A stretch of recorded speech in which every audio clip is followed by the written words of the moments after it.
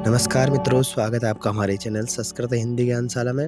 अध्ययन से पूर्व यदि अभी तक आपने हमारे चैनल को सब्सक्राइब नहीं किया तो सब्सक्राइब कर लीजिए और हाँ, नोटिफिकेशन के लिए बेल आइकन जरूर प्रेस करें।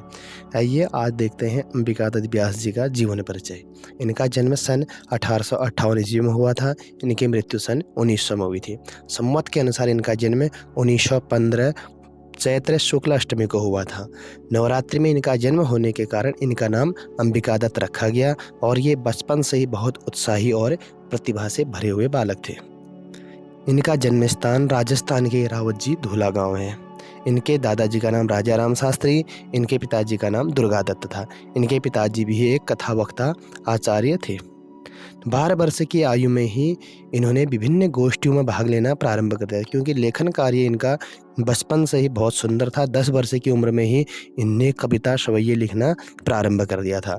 लेखन कार्य के लिए इन्हें 12 वर्ष की अवस्था में काशी कविता वर्धनी सभा में शुकवि की उपाधि मिली। ठीक है, इसका ध्यान रखिएगा। काशी कविता वर्धनी सभा में शुकवि की उपाधि इनको 12 वर्ष की अवस्था में मिली। इनको घटिका शतक भी कहा जाता है। घटिका अर्थात घड़ी। ठीक है, 2.5 घड़ी का 1 घंटा होता है तो घटी कह रहे हैं, तो अर्थात 1 घड़ी अर्थात 24 मिनट। ठीक है, शतक माने 100। ठीक है, घटिका शतक 24 मिनट में 100 श्लोकों की रचना। इनके अंदर कैसी क्षमता थी कि ये 24 मिनट में 100 श्लोकों की रचना कर सकते थे। यह उपाधि इनको ब्रह्म अमृत वर्षणी सभा में मिली। आगे बढ़ते हैं, अब देखते हैं अंबिकादत्त व्यास जी की उपाधियाँ। आपको मैंने पहले बताया इनको सुकवि की भी उपाधि मिली थी, घटिका शतक की भी उपाधि मिली थी, अभिनव बाण, आधुनिक बाण, शतावधानी, महाकवि, भारत भूषण, इन अनेक उपाधियों से इन्हें अलंकृत किया गया था। अब उपाधियों में एक शब्द आया शतावधानी। शतावधानी क्या है, अब इसको बताता हूँ। 100 प्रश्नों को एक साथ सुनकर उनका क्रम से उत्तर देने की क्षमता के लिए इन्हें शतावधानी की उपाधि मिली। ठीक है, 100 प्रश्नों को सुनकर और उनका क्रम से उत्तर देना। ठीक है, और क्रम से उत्तर देने की क्षमता के लिए इन्हें शतावधानी की उपाधि दी गई। और ये पटना संस्कृत कॉलेज में प्रोफेसर भी रहे।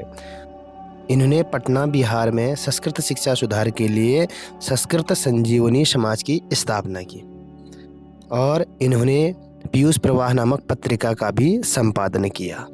अब देखते हैं इनकी रचनाएं। इनकी कुल रचनाएं 78 या 75 हैं। कुछ विद्वानों का मानना है 78 है, कुछ विद्वानों का मत है 75 है।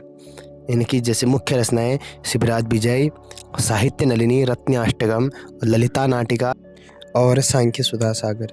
ठीक है, इनका शिवराज विजय बहुत ही प्रसिद्ध ऐतिहासिक उपन्यास है।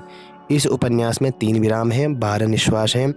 यह उपन्यास संस्कृत गद्य का प्रथम उपन्यास है और यह उपन्यास छत्रपति शिवाजी के जीवन पर आधारित है। आपके उसमें क्वेश्चन आ सकता है कि शिवराज विजयी उपन्यास किसकी रचना है, तो यह अंबिकादत्त व्यास जी की है। किसके जीवन पर आधारित है, तो यह छत्रपति शिवाजी के जीवन पर आधारित है।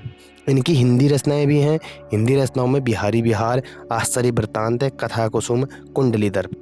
इनके विषय में एक प्रश्न यह भी आता है कि इन्होंने अपने जीवन के विषय में संक्षिप्त परिचय किस रचना में दिया है। ठीक है, इनकी बिहारी विहार रचना में इन्होंने अपने जीवन के विषय में संक्षिप्त परिचय दिया है, आप ध्यान रखिएगा। और व्यास जी का संस्कृत साहित्य जगत में विशिष्ट योगदान है। इनकी मात्र 42 वर्ष की अवस्था में सन 1900 में इनकी मृत्यु हो गई। इनके परिवार में इनके माता पिता थे। इनका 13 वर्ष की उम्र में इनका विवाह हो गया था। विवाह के पश्चात इनके माता पिता का भी देहावसान हो गया और कुछ समय बाद इनके एक भाई का भी देहावसान हो गया था। इनकी एक भगिनी थी और एक बड़े भाई थे। इनका जीवन बहुत संघर्षमय रहा। इतने कष्टों के बाद भी ये कर्तव्य पथ पर अपने अडिग रहे और संस्कृत जीवन में अपना नाम कमाया और विशिष्ट कवि के रूप में उभरे। धन्यवाद। आज के वीडियो में इतना ही। जल्द मिलते हैं अगली वीडियो में कुछ नए विषय के साथ। जय हिंद।